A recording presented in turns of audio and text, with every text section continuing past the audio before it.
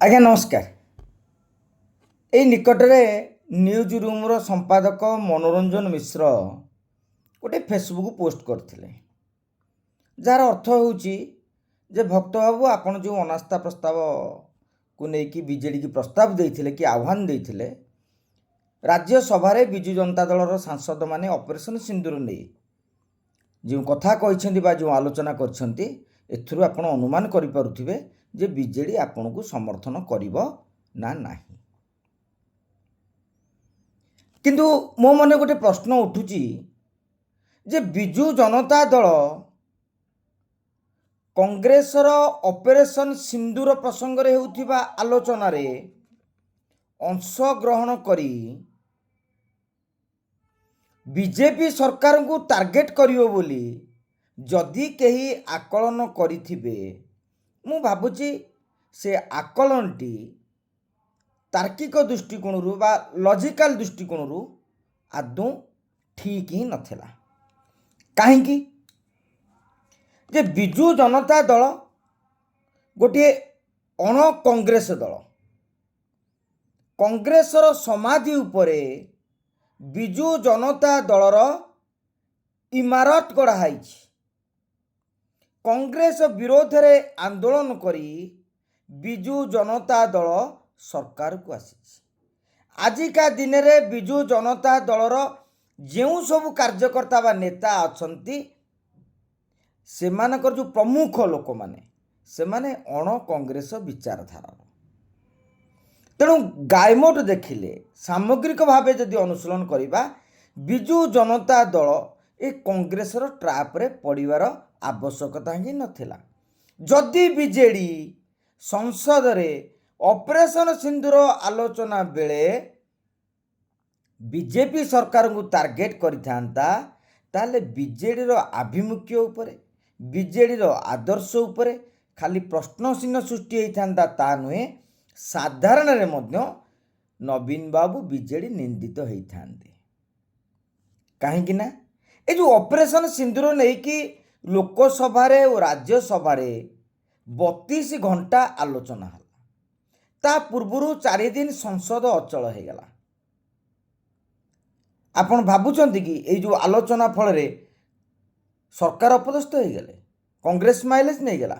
ଯଦି ଆପଣମାନେ ସେୟା ଭାବୁଥିବେ, ତାହା ଭୁଲ ମୋ ମତରେ। କାହିଁକି?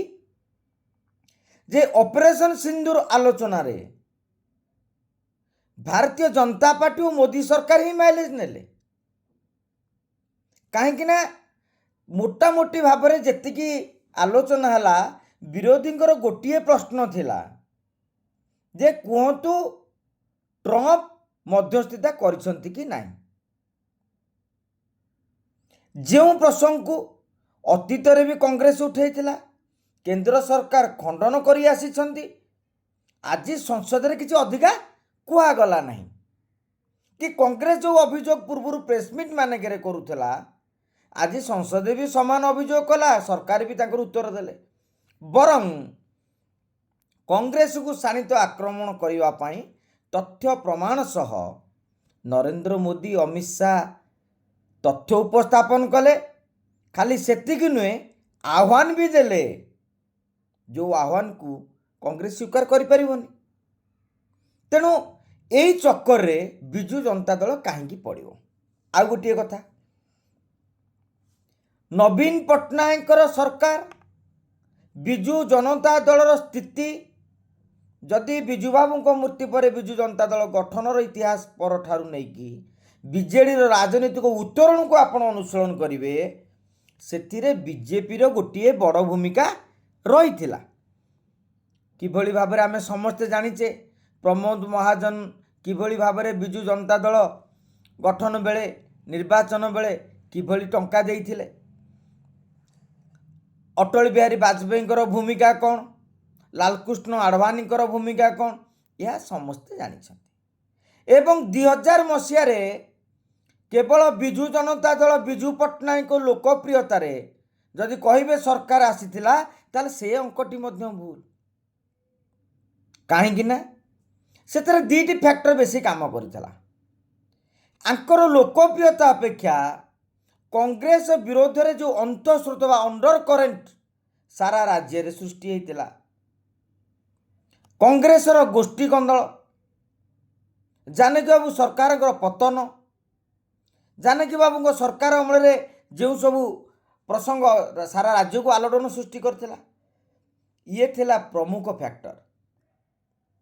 द्वितीय फैक्टर थिला सारा भारत रे सही समय रे अटल बिहारी वाजपेयी क्रेज बढ़ीला जदिओ ग्रामांचल मानकरे वाजपेयी क्रेज सेते नथिला किंतु सहरांचल मानकरे भारतीय जनता पार्टी गोटे क्रेज रही समर्थन रही एवं आपण जदि 1995 मसीहा निर्वाचन को अनुशीलन करेंगे बीजेपी निजर उपस्थित जाहिर करथिला एवं 95 बिजू बाबू हारिया पछरे मध्य भारतीय जनता पार्टी अभ्युत्थान भी अनेक परिमाण रे दायी।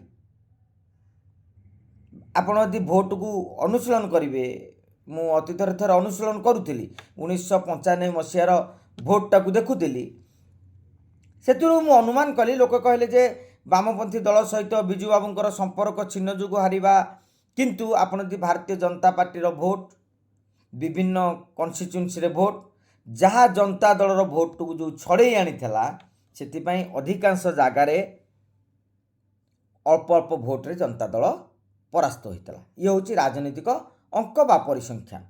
तेणु आज जितेबले यही प्रसंग उठी कांग्रेसर ना ओडिशा रे क्रेज रही केवल पुराना लोक मानू छाड़देले साधारण युववर्ग पाखे मोर जानिबारे कांग्रेस को नहीं से उत्साह नहीं जो जो अंचल कांग्रेस नेता माने टिके टाणुआ अच्छा दबदबा अच्छी से माने से अंचल कांग्रेस टाको मजबूत करी रखिछंती। उपकूल ओडिशा रे टाणुआ कांग्रेस नेतांकर अभाव जो आज उपकूल ओडिशा रे कांग्रेसर स्थिति कौन है आम समझ जानीचे राहुल गांधी यही मर्म उपदेश देकी जाइछंती। आपण देखिए आदिवासी बेल्ट रे कांग्रेसर भोट बैंक थिला से ही बेल्ट रे आपण देखिए दक्षिण ओडिशा हो माने जो कोरापुट हो कि नवरंगपुर हो कि अनेक जगार जोटा पछुआ जिला मानकरे किंबा पछुआ वर्ग माने अधुषित अंचल माने हम जो आदिवासी अधुषित अंचल रे कांग्रेसर क्रेज रही समर्थन रही। राहुल गांधी तो ओडिशा रे सेमिति क्रेज नहीं केवल कांग्रेस कर्मी नेता उत्साहित हवा अपेक्षा सेमिति गोटे राहुल गांधी को जड़े लीडर भाव में मो जानवे जब आप सर्वे करेंगे ताले ओडिशा रे भी आप पाइबेन जे राहुल गोटे क्रेज रही सेते बेले बीजेडी आज कांग्रेस सपक्ष जाकि पाइब कौन नवीन पट्टनायक बिना आजिका दिन में विजु जनता दलर अस्तित्व नहीं जेपर्यंत नवीन पट्टनायक दल को कैडर बेस खाली नुहे माने तार सेकेंड लाइन लीडर मानक निर्दिष्ट दायित्व देकी आगामी भविष्य प्रस्तुत न करती ताले बीजेडी अवस्था कौन हम ता माँ गंगे जानती। आजिका दिन में जदि नवीन बाबू कांग्रेस सांगे नवीन बाबू बीजेपी को समर्थन करुँच आपण जानतु जे विजु जनता दलर भोट बजाय रही जो दिन नवीन बाबू कांग्रेस बीजेपी को समर्थन न कर बीजेपी की विरोध कर किंतु भोट बजाय रहो किंतु जेते बेले नवीन बाबू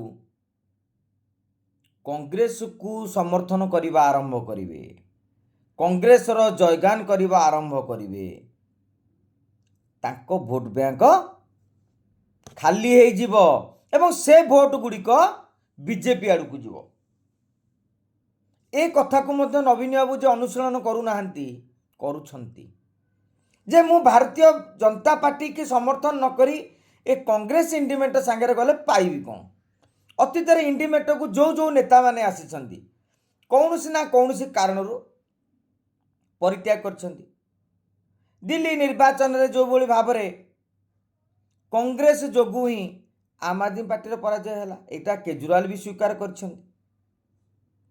माने जो जो अनेक जगार बड़ भाई भूमिका नापी जो कांग्रेस प्रयास करुच्ची इंडिमेटर अनेक घटक दल ସେମାନେ ମଧ୍ୟ ମେଣ୍ଟଭୁକ୍ତ ଦଳମାନେ ସେମାନେ ବି ଅସନ୍ତୋଷ ଜାହିର କରୁଛନ୍ତି।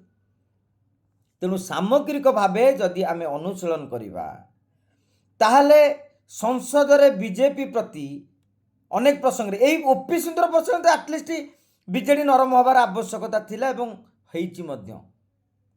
କାହିଁକି ନା ଏ ପ୍ରସଙ୍ଗରେ ଯଦି ଆପଣ ଆକଳନ କରିବେ କଟିଂ ଆକ୍ରସ୍ ପାର୍ଟି ଲାଇନ୍, ମାନେ କୌଣସି ପାର୍ଟିକି ଚିନ୍ତା କରିବେନି। ଏହାଦ୍ୱାରା ଏଇ ଅପରେସନ୍ ସିନ୍ଦୁର, ସେନାର ଭୂମିକା, ଆତଙ୍କବାଦ ଲଢ଼େଇ ଏ ବିଷୟରେ ମୁଁ ଜାଣିବାରେ ବିରୋଧୀ ଦଳ ବ୍ୟାକଫୁଟରେ ରହିଯାଇଛି। ଏଭଳିଆ ପ୍ରସଙ୍ଗରେ 32 ଘଣ୍ଟା ଆଲୋଚନା କରି ସଂସଦର ସମୟକୁ ଅପଚୟ କରିବାର ଆବଶ୍ୟକତା ବି ନଥିଲା। କେହି କେହି କହିବେ ଯେଉଁମାନେ କଂଗ୍ରେସକୁ ଅତି ଭଲ ପାଉଥିବେ ସେମାନେ କହିବେ ବଢ଼ିଆ ହେଇଛି, ଠିକ୍ ଅଛି, ତାଙ୍କ ଦୃଷ୍ଟିରୁ ଯଦି ଭଲ ହେଇଛି ଭଲ, ଆମର ସେଠି କିଛି କହିବାର ନାହିଁ। କିନ୍ତୁ ବିଜୁ ଜନତା ଦଳ ଯେତେବେଳେ କହୁଛି କରିବ କ'ଣ, ବର୍ତ୍ତମାନ ବିଜୁ ଜନତା ଦଳ ପାଖରେ ଯୋଡ଼ିଏ ବିକଳ୍ପ। 2029 ପାଇଁ ଏକାକୀ ନିଜକୁ ପ୍ରସ୍ତୁତ କରିବା। ଯଦି ଭାରତୀୟ ଜନତା ପାର୍ଟିରେ ହଲଚଲ ହେଲା, ବର୍ତ୍ତମାନ ଯେଉଁ ସ୍ଥିତିରେ ଗତି କରୁଛି, ସେମାନେ ସ୍ଥିତି ଯଦି ଆଗାମୀ 4 ବର୍ଷରେ ନ ସୁଧୁରିକି ଯଦି ବିଜେପି କିଛି ନିଜକୁ ନ ସୁଧାରିଲା, ରାଜ୍ୟରେ ଚାଲିଲା, ତାହେଲେ 29ରେ ବିଜେପିର ସରକାର ଆସିବା ବି କଷ୍ଟକର ହେବ। ନା ଆଜିକା ରେସ୍ରେ କାଲି ଯଦି ସେମାନେ ବଦଳିଲେ ପୁଣି 29ରେ ସରକାର ଗଢ଼ିପାରିବେ। ଏକଥା ଖାଲି ମୁଁ ନୁହେଁ, ବିଜେପିର କର୍ମୀ ନେତାମାନଙ୍କୁ ପଚାରିଲେ ମଧ୍ୟ ଅନୁରୂପ ଭାବରେ ସେମାନେ ଏଇ କଥା ହିଁ କହିବେ। ଅପରପକ୍ଷରେ ଯଦି ବିଜେପି କମିଲା ତାହେଲେ ଏଠି ବିଜେଡି ରାଇଜ୍ କରିବ। ଯଦି ମନେକର ବିଜେଡି ଅଲଗା ହେଇକି ଲଢ଼ିଲେ ସେତେବେଳେ ବି କଂଗ୍ରେସର ସହଯୋଗ ନିଆଯାଇପାରିବ, ପୋଷ୍ଟ ଆଲିଆନ୍ସ କରାଯାଇପାରିବ, କିଛି ଜାଗାରେ ଭିତିରିଆ ବୁଝାମଣା ବି କରାଯାଇପାରିବ। କିନ୍ତୁ ପବ୍ଲିକଲି କଂଗ୍ରେସ ସାଙ୍ଗରେ ବିଜୁ ଜନତା ଦଳ ଯିବା, ସାଧାରଣରେ ଏଇ ବାର୍ତ୍ତା ଦେଇକି ଯିବା ବିଜେଡି ପାଇଁ କ୍ଷତିକାରକ ହେବ, ବୁମେରାଙ୍ଗ ହେବ। ଏବଂ ଏକଥା ନବୀନ ପଟ୍ଟନାୟକ ବି ଅନୁଭବ କରିଛନ୍ତି ଏବଂ ଏକଥା ଭିକେ ପାଣ୍ଡିଆନ ବି ଅନୁଭବ କରିଛନ୍ତି। ଯେଉଁଥିପାଇଁ ଖାଲି ଓପି ସିନ୍ଦୁର ୱାକଫ୍ ବିଲ୍ ନୁହେଁ, ଆଗାମୀ ଦିନରେ ଯାହା ବି ରହିବ ସବୁଥିରେ ବିଜୁ ଜନତା ଦଳ ବିଜେପି ସରକାରଙ୍କୁ, ମୋଦି ସରକାରଙ୍କୁ ସମର୍ଥନ ହିଁ କରିବ। ତାର କାରଣ ରାଜ୍ୟରେ ସିନା ବିଜେପି ବିଜେଡି ଟାର୍ଗେଟ କରୁଛନ୍ତି, କି ନବୀନ ବାବୁଙ୍କର ଏବେ ବି ନରେନ୍ଦ୍ର ମୋଦି ହୁଅନ୍ତୁ, ଅମିତ ଶାହାଙ୍କ ସହିତ ମଧ୍ୟ ବହୁତ ଭଲ ସମ୍ପର୍କ ରହିଛି। ରାଜ୍ୟ ରାଜନୀତିର ସ୍ଥିତି ଯେକୌଣସି ମୁହୂର୍ତ୍ତରେ ବିଜେଡି ବିଜେପିର ଯେଉଁ ଫାଟଟା ମେଣ୍ଟ ହୋଇଗଲେ ବି ଆଶ୍ଚର୍ଯ୍ୟ ହେବାର ନାହିଁ। ନମସ୍କାର।